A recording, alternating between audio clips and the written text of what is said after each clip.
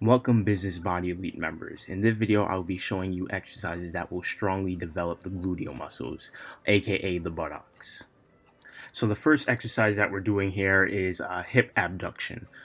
Cable, you could do this with a cable, you can do it with the resistance band as you see here. That is the first exercise, and what this really focuses on is developing the muscles, the gluteal muscles, the gluteus minimus and medius. Those are the main muscles that it's going to develop. So although the gluteus minimus is a deeper muscle, it does make up a good large percentage of your upper buttocks. So in order to properly perform this exercise, it's probably a good idea, especially if you're a beginner, to hold on to a fixed structure. So what you want to really do is the exercise mainly works, like I said, the gluteus medius and the deeper gluteus minimus. Long sets, this is where you should, really feel the burn. That's where it's most effective when performing this exercise. So once again, this is called a hip abduction. You can call it cable hip abduction, resistance band hip abduction, but it is an abduction. So abduction, you see the hip moving outwards. Adduction would be the legs coming together. So we will do that exercise in a future video, but right now we're focusing on the hip. So right now I'm showing you guys, now we're turning, showing you more of an exercise that will really focus on the gluteus maximus, which is that big part of your butt in the back there. So as you see, slow controlled motion, that's always what we want to do. Slow controlled motion. I have a micro bend in the knee in the front, taking the time, feeling the squeeze and coming down, making sure I catch my balance, engaging the core. So guys, remember, breathing and engaging the core, no matter what the exercise is very, very important. So the kickback mainly works the gluteus maximus, and to a lesser extent, you'll get the hamstrings, except, the short head of the bicep femoris. I'm trying to refrain from using the large words, but I think it's good to introduce you guys to the words so you kind of understand. You can always either go and check out the understandings, the definitions of the words, so you kind of understand what you're looking at. It also, mainly develops the profile of the hips while firming the gluteal region. So very quickly, I'm going to talk about individual variations in hip mobility. So just because, for example, with the hip abduction, just because your foot can't go all the way up like next to your hip when you're performing the exercise doesn't mean you're doing it wrong.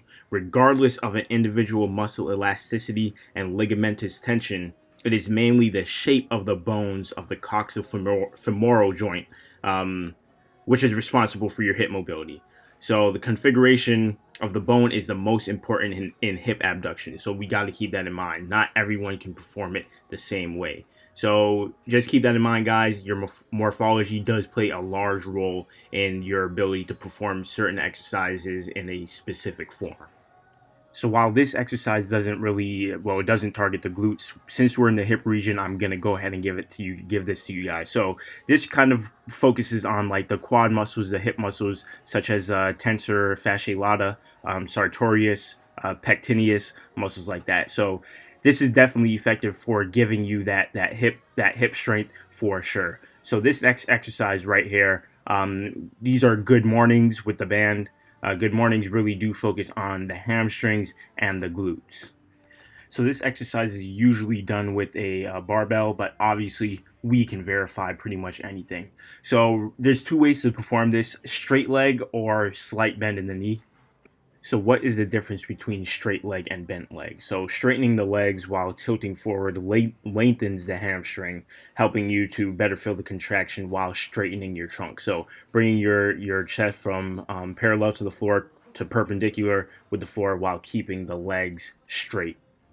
Now bending the knees, on the other hand, while tilting forward, allows the hamstring to relax, which facilitates hip flexion. So as you see me pushing the band there, I'm just creating a little bit more tension. Of course, you could always just upgrade or get a heavier band to make it more difficult before going into using a barbell. So once again, guys, always make sure you test your rep maximum. If you haven't seen that video, go ahead and check it out.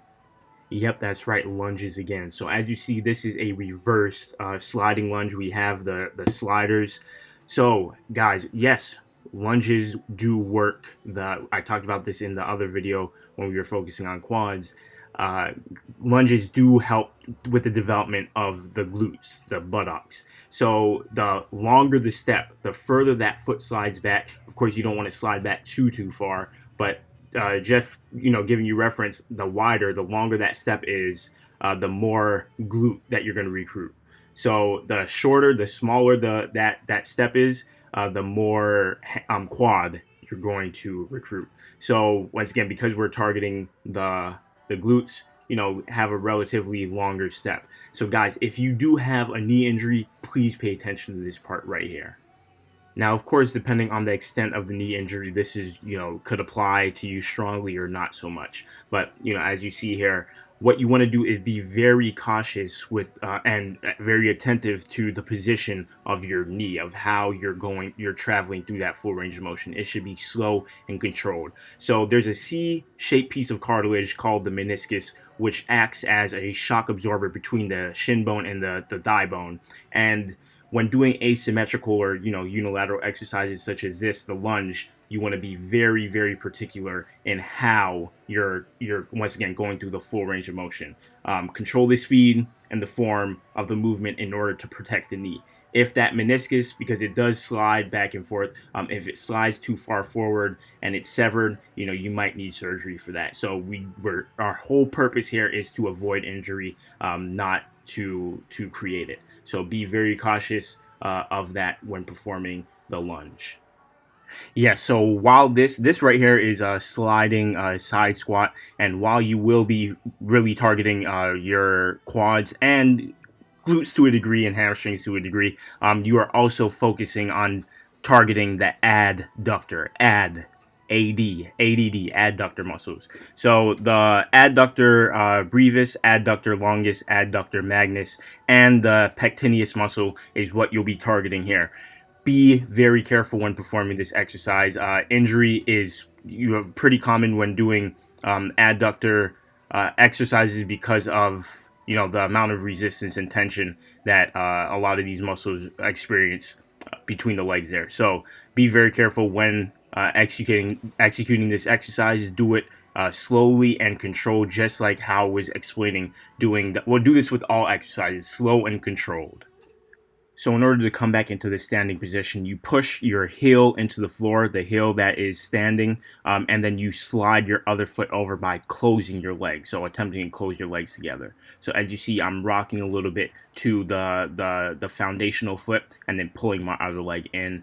That is the idea when performing that exercise. So right now, here, these really focus on the glutes and the hamstrings right here. So we have the sliders again. We're going to slide out with one foot, slide out with the other, and then this is more of the advanced variation.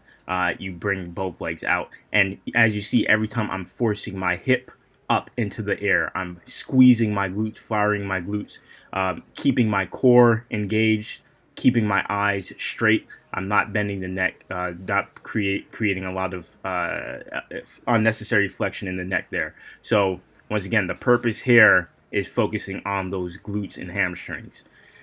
Of course, once again, with the pushing forward, you're working the hip flexors as well. So as you see, out forward, push the hips up, out forward, push the hips up, both legs not touching the floor, and back up into the air. So guys, these are the exercises for this video.